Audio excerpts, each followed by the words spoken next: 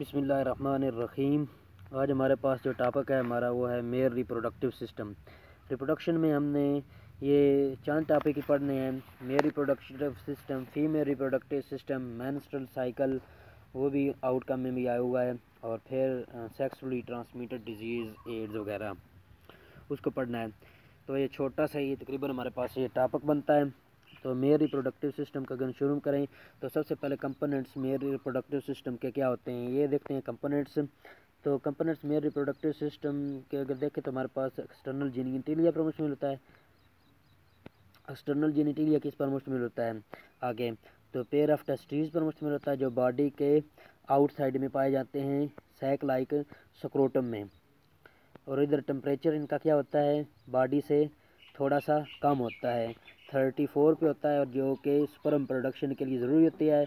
और इस तरह ये क्या है, थर्मो रेगुलेटरी भी काम करता है।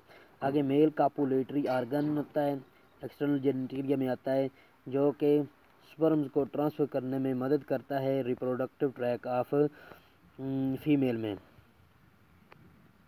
फिर आगे टेस्टीज़ की अगर बात करें अंदर से, तो हर टेस्टीज़ की तो हाईली कम्प्लेक्स सिस्टम्स पर मुश्तमिल होता है, जिसको सेमिनिफेरस ट्यूब्यूल कहते हैं, जिसमें डिवीजन होती है सेल्स की। जर्मिनल एपिथेलियन सेल्स होते हैं जो जिनकी आगे मज़ीद डिवीजन होती है, और डिवीजन से माइटोसिस से क्या बनते हैं हमारे पास सुपरमेटोगोनिया, जो कि अनडिफ्रेंशिएटेड एक स्ट्रक्चर होता है सुपरमेटोगोनिया, जो क्या करता है, इंक्रीज़ करता है साइज़ में, और डिफ्रेंशिएशन होती है उसकी आगे प्राइमरी सुपरमेटोसाइट में।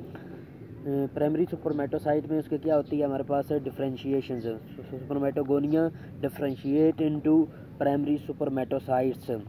आगे फिर इसकी आगे मियोटिक डिवीजन होती है, मियोटिक होती है, पहले माइटोसिस हो चुकी है जैसे सुपरमेटोगोनिया बनाया, अब फिर इसकी मियोटिक डिवीजन होगी, रिडक्शन डिवीजन होगी, तो इससे हमारे पास क्या बनेंगे, सेकेंडरी सुपरमेटोसाइट्स।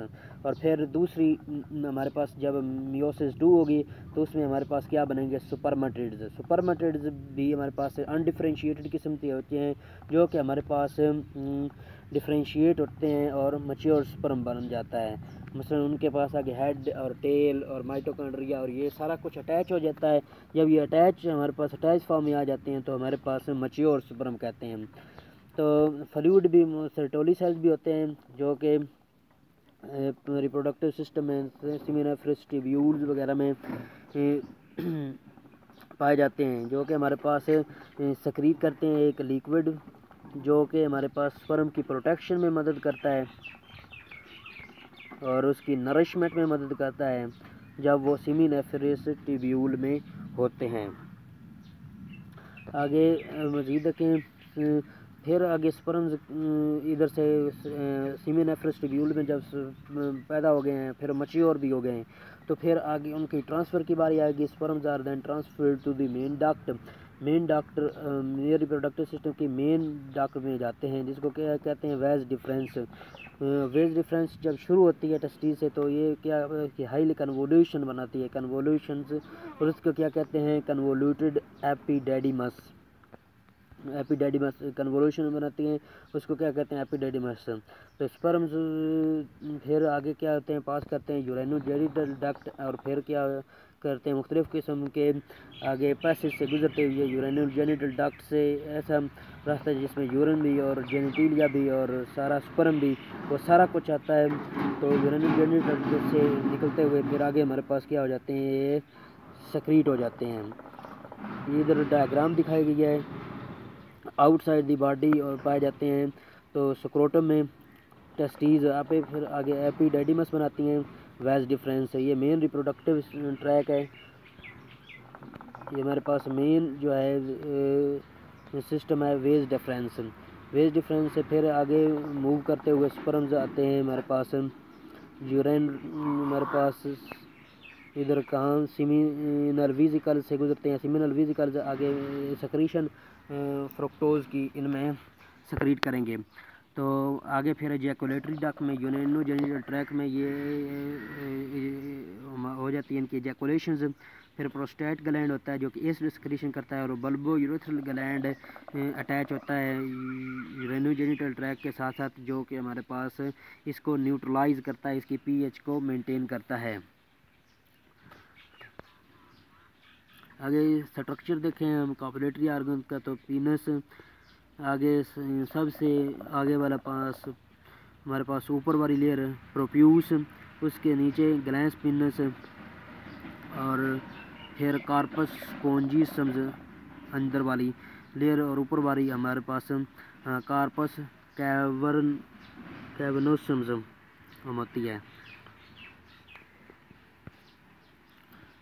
ये अंदर वाला स्ट्रक्चर टेस्टिस का दिखाया गया है, जिसमें हमारे पास सेमिनिफेरस ट्यूब्यूल होती हैं, तो उसमें रिपीटेड डिवीजन से हमारे पास जर्मिनल एपिथेलियम से हमारे पास सुपरमेटोजोआ बनते हैं।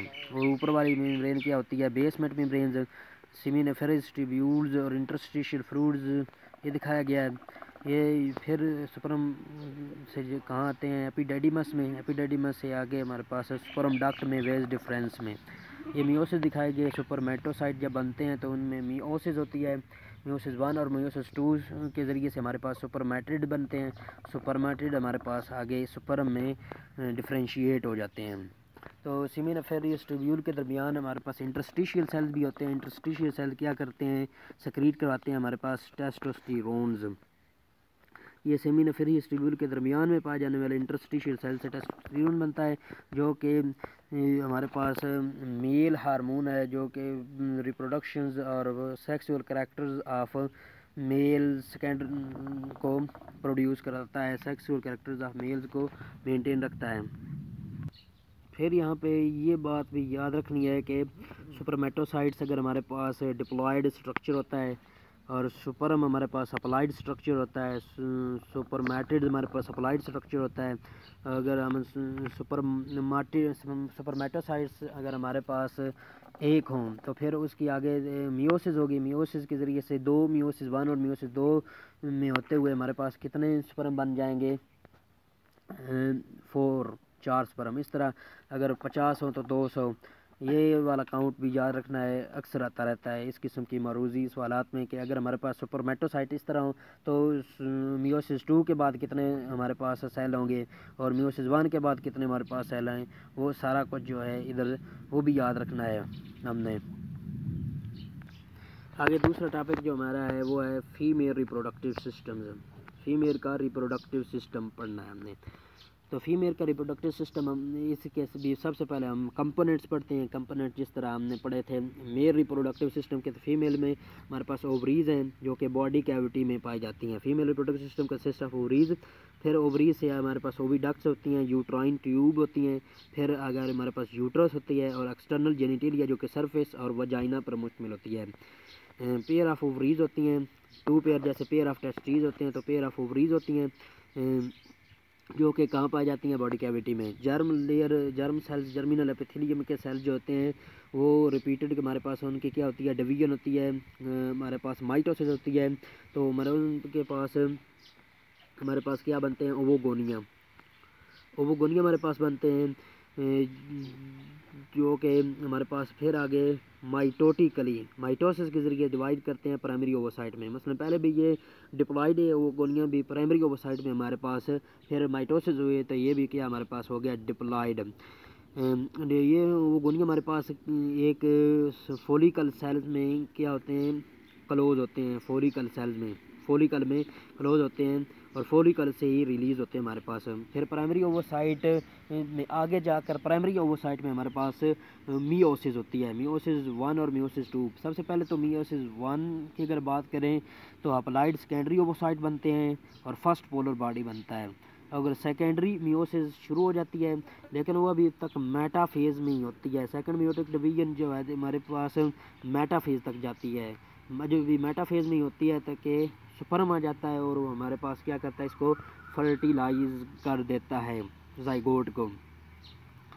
तो ह्यूमन में सिर्फ वन ओवम ही हमारे पास डिस्चार्ज होता है ओवरी से एट वन टाइम। इसको डिस्चार्ज ऑफ एग या ओवल, इसको क्या कहते हैं हमारे पास ओवम, इसको हमारे पास क्या कहते हैं, ओवुलेशंस।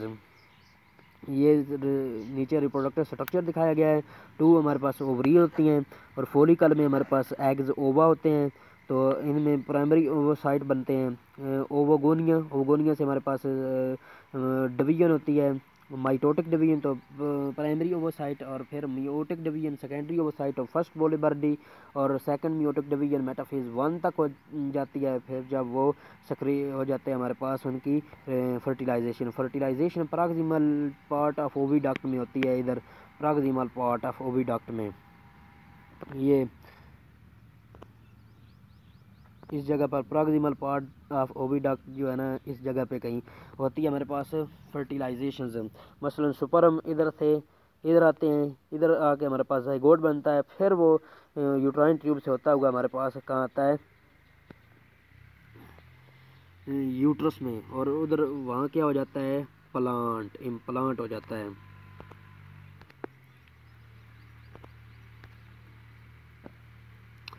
फिर ये इसके डिवीजन दिखाए गए हैं जो कि ओवरी में होती है। और सबसे पहले हमें हमारे पास ओवोसाइट होती है। ओवोसाइट में मियोसिस 1 बनी है, तो ये हमारे पास एक ही हमारे पास प्राइमरी ओवोसाइट बनी है, सेकेंडरी ओवोसाइट बनी है और फर्स्ट पोलर बॉडी। मसलन एक ही हमारे पास ओवोसाइट बनी है, 2 ओवोसाइट नहीं बनी है। फिर आगे देखें मियोसिस 2 हुई है, तो 3 हमारे पास पोलर बॉडी बनी है और ओवोसाइट हमारे पास ओवा वो एक ही बना है। मसलन ओवोसाइट से अगर हम शुरू करें, 2 मियोसिस गुजरें, 1 हमारे पास ओवोसाइट हो, तो 1 ही हमारे पास एग सेल बनेगा। सुपर्म में जो है सुपर्म 4 बन जाते हैं सुपरमेटोसाइट से, लेकिन ये जो है ना ओवोसाइट से हमारे पास एग एक बनता है। ये भी पूछ सकते हैं कि ओवोसाइट पे हमारे पास कितने सेल्स हैं, ओवोसाइट कितने, 50। तो आगे हमारे पास एग सेल्स उससे कितने बनेंगे 2 मियोसिस के बाद, तो वो भी हमारे पास कितने होंगे, वो भी 50 ही होंगे। इस तरह जितने ओवोसाइट उतने ही हमारे पास एग सेल बनेंगे, 3 पोलर बॉडीज़ बनेगी। तो मियोसिस 2 में ये मेटाफेज 2 में ही होती है कि इसकी क्या हो जाती है हमारे पास फर्टिलाइजेशन। आगे ओवम प्रोड्यूस हो गया है ओवरी में हमारे पास है। Ovum is transferred to the oviduct generally called as fallopian tube. ये ओविडक्ट में आता है, इसको फलापियन ट्यूब यूट्राइन ट्यूब का भी नाम दिया जाता है। तो इस तरह आता है uterine tube. The uterine tube open into uterus है। ये कहाँ जाती है, ये देखें हमारे पास यूट्रस में खुलती है। यूट्रस में क्या होता है, जाइगोट इम्प्लांट होता है। Uterus uterine tube open into uterus, uterus में खुलती है। The fertilization of ovum takes place in the proximal part of oviducts. Fertilization हमारे पास ओवम की कहाँ होती है, प्रॉक्सिमल पार्ट ऑफ ओविडक्ट में।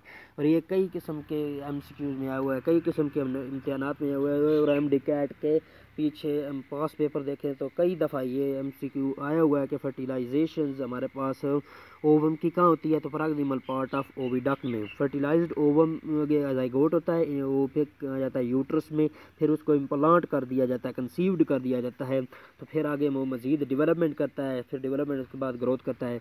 प्लेसेंटा एक इस्टेब्लिश होता है, exchange of material between foetal tissues and mother के सेल्स के दरमियान एक्सचेंज के ज़रिए करने के लिए हमारे पहले प्लेसेंटा इस्टेब्लिश होता है।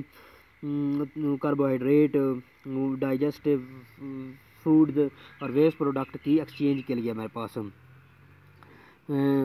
Oxygen, carbohydrate, waste, nutrient and other mineral की हमारे पास एक्सचेंज करवाता है। यूट्रस अगर देखें तो हमारे पास वजाइना में खुलती है, किसके ज़रिए से, सर्विक्स के ज़रिए से।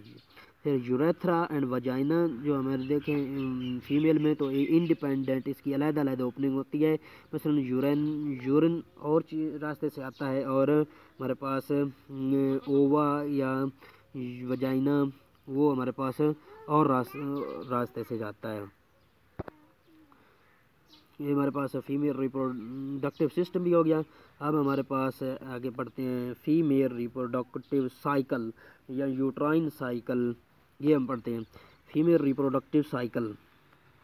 फीमेल रिप्रोडक्टिव साइकिल देखें तो ये हमारे पास जैसे साइकिलिकल एक्टिविटी है। मसलन एक मंथ के शुरू में ये शुरू हुई है, तो फिर दोबारा जो है चल फिर के उसी वक्त पे आ गई, और सेम प्रोसेस हमारे पास रिपीट होता रहता है। साइक्लिकल एक्टिविटी है, जबकि कंटिन्यूस नहीं है।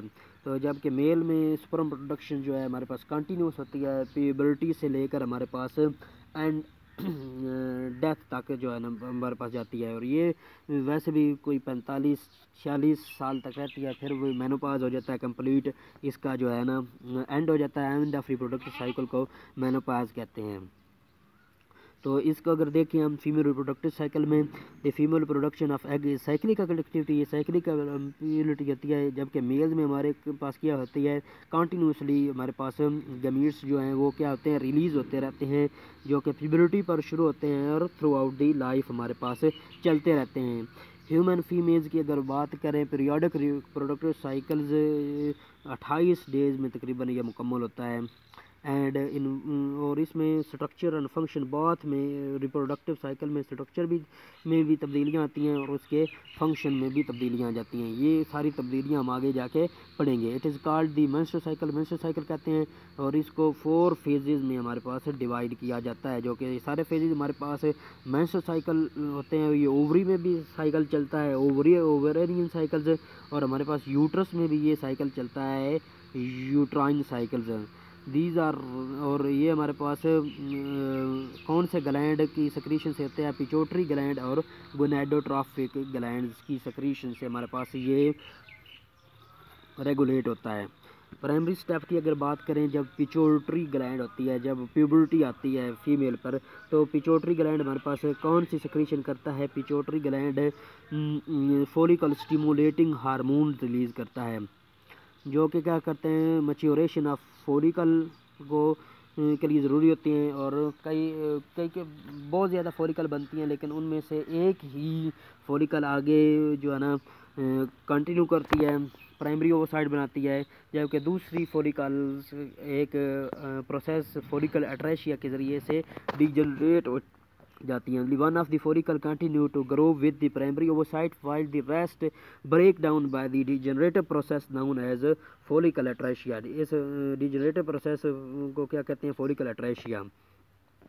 जब ओवरी ये सक्रीट करती है फॉलिकल स्टिमुलेटिंग हार्मोन्स, तो उसके नतीजे में पॉजिटिव के नतीजे में उसके नतीजे में हमारे पास क्या होता है, एस्ट्रोजन भी रिलीज़ होता है। फॉलिकल स्टिमुलेटिंग हार्मोन के जब रिलीज़ होता है तो एस्ट्रोजन रिलीज़ होता है। एस्ट्रोजन क्या करता है, इंटरनल वॉल ऑफ जो हमारे पास यूट्रस होती है, जिसको एंडोमेट्रियम कहते हैं, उसको वेस्कुलराइज करता है, उसको थिक बनाता है, और इम्प्लांटेशन के लिए बुनियादी तौर पर क्या करता है, तैयार करता है।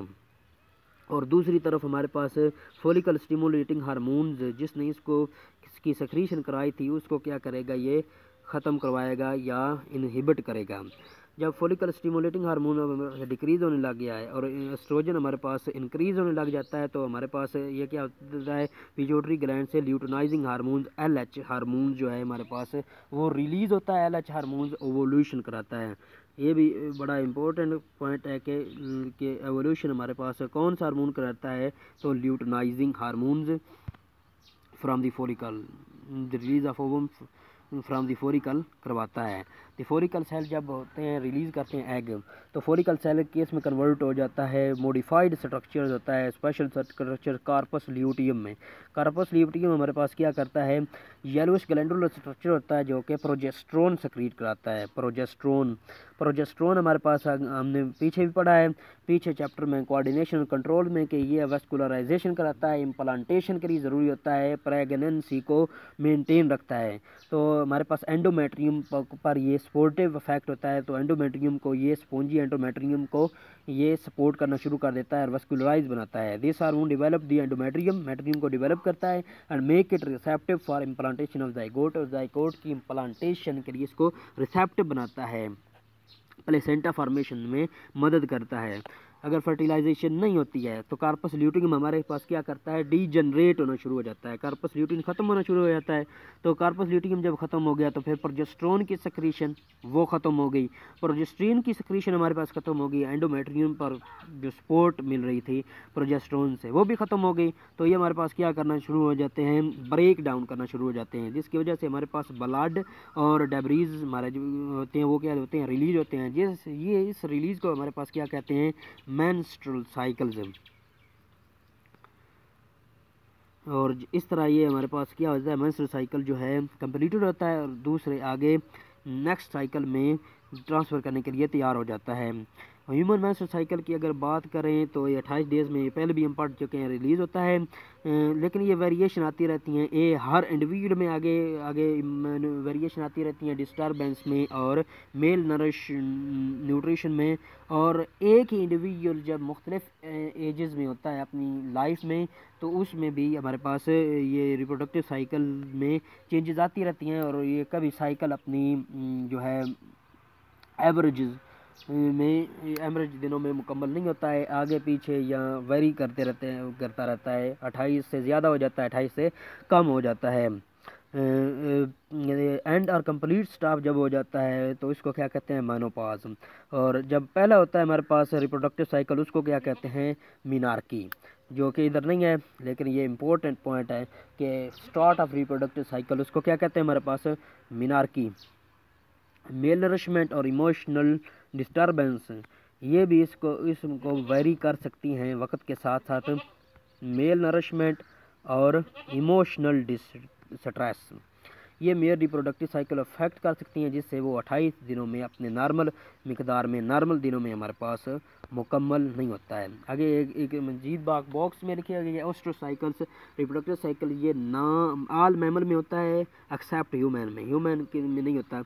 इसमें एस्ट्रोजन रिलीज होता है और वो इसको कंसेप्शन के लिए तैयार करता है और फोलिकल डेवलप बनाता है ओवा। और इसके लिए हमारे पास फ़ीमेल को बराबर ज़रूरत होती है फिज़िकल स्टिमुलाई की, कि वो एवोल्यूशन करे और exhibit desire for mating exhibit करती है, जिसको क्या कहते हैं, शी इज़ ऑन हीट। अब देखते हैं कि ये हमारे पास ओवरी में क्या चेंजेस आती हैं वक्त के साथ साथ। प्राइमोडियल फोलिकल बनती है, फिर वो हमारे पास फोलिकल बनना शुरू हो जाती है, उसमें ओवा बनना शुरू हो जाता है। तो उसकी पहली लेयर को हमारे पास कोरोना रेडिएटा कहते हैं, अगर वाली लेयर को जोना पैलेसिडा, नीचे होते हैं हमारे पास सेकेंडरी ओवोसाइट फोलिकल को। जब ये फोलिकल रिलीज़ कर देता है ओवम, तो फोलिकल रिलीज़ कर देता है ओवम, तो हमारे पास फोलिकल डिजनरेट हो जाता है, फोलिकल एक स्ट्रक्चर में कन्वर्ट हो जाता है कार्पस ल्यूटियम, जो कि ल्यूटिनाइजेशन को कंट्रोल करता है, टर्निंग येलोइश ग्लैंडुलर स्ट्रक्चर जाता है जो कि प्रोजेस्टेरोन सेक्रीट करता है और एंडोमेट्रियम को सपोर्ट करता है। अगर ये फर्टिलाइजेशन नहीं होती है तो ये डिजनरेट हो जाता है, प्रोजेस्टेरोन लेवल को कम कर देता है। आगे हमारे पास यूट्रस में ओवरी यूट्राइन साइकिल भी दिखाया गया है कि किस तरह मेंस्ट्रुएशन होती है। तो वो 1 से 3 दिनों में मेंस्ट्रुएशन वैसे पढ़ाई में एंड पर होती है, लेकिन बाद में क्या होती है, शुरू वाला फेज़ हमारे पास मेंस्ट्रुएशन का आता है इसका। लेकिन जो पहला रिप्रोडक्टिव साइकिल होता है उसमें सबसे पहले प्रिपरेशन होती है और एंड पे आके मेंस्ट्रुएशन होती है।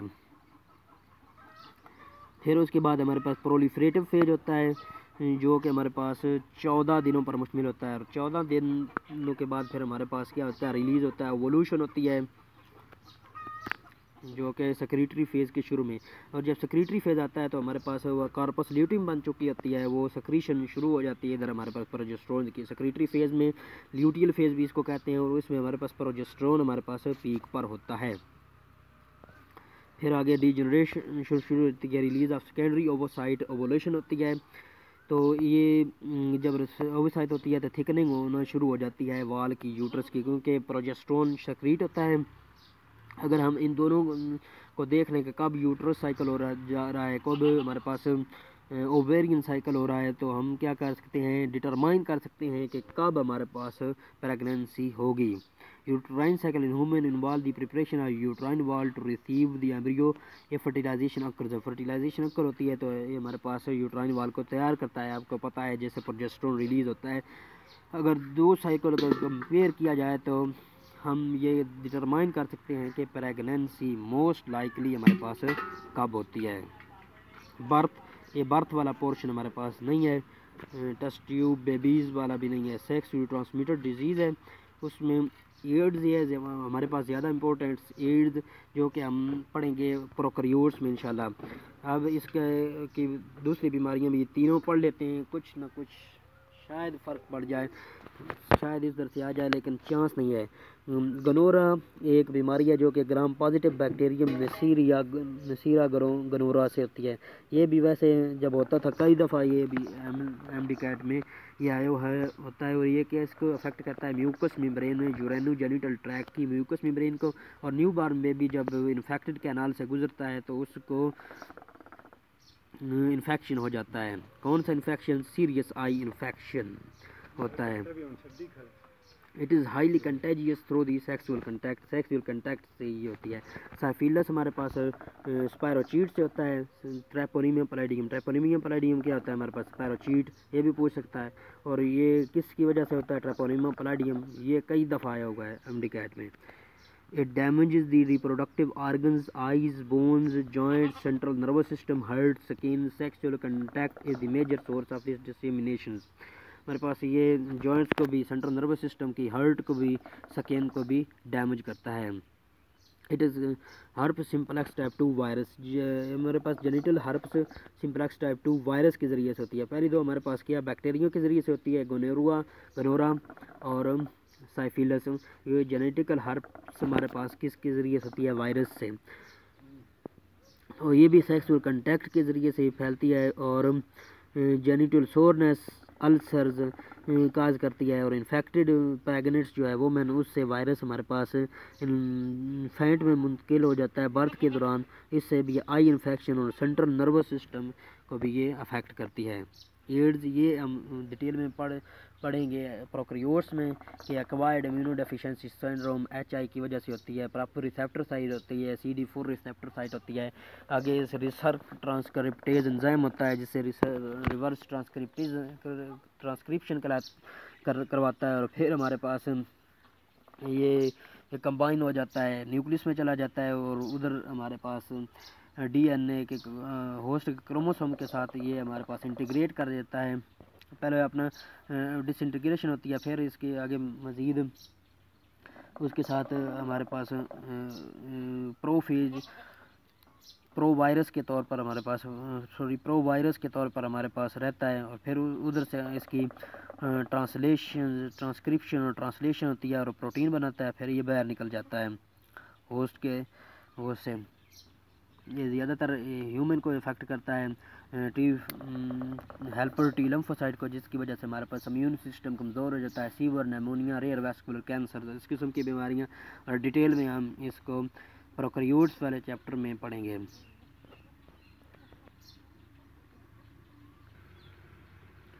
अब हम फेडरल से कुछ चीज़ें पढ़ेंगे। तो ये हमारे पास ईच टेस्टीज जो है वो हमारे पास 250 से 300 लोब्यूल्स पर मुश्तमिल होती है, और आगे हमारे पास हर लोब्यूल्स जो है 1 to 40 सेमिनेफरस ट्यूब्यूल पर मुश्तमिल होता है। हमें पता है कि टेस्टीज में सेमिनेफरस ट्यूब्यूल होती हैं, और टेस्टीज हर लोब्यूल्स पर मुश्तमिल होता है, और लोब्यूल्स में हमारे पास आगे फिर मज़ीद सेमिनेफरस ट्यूब्यूल्स होती हैं। आगे ट्यूब्यूल से सुपरमेटोजोआ जो है इंटर ट्यूब्यूलर नेटवर्क में दाखिल होता है, जिसको कहते हैं रेड टेस्टीज फॉर मैच्योरेशन के लिए, and move out of the testes by efferent ducts, और एफेरेंट डक्ट से हमारे पास आउट ऑफ टेस्टीज जाता है।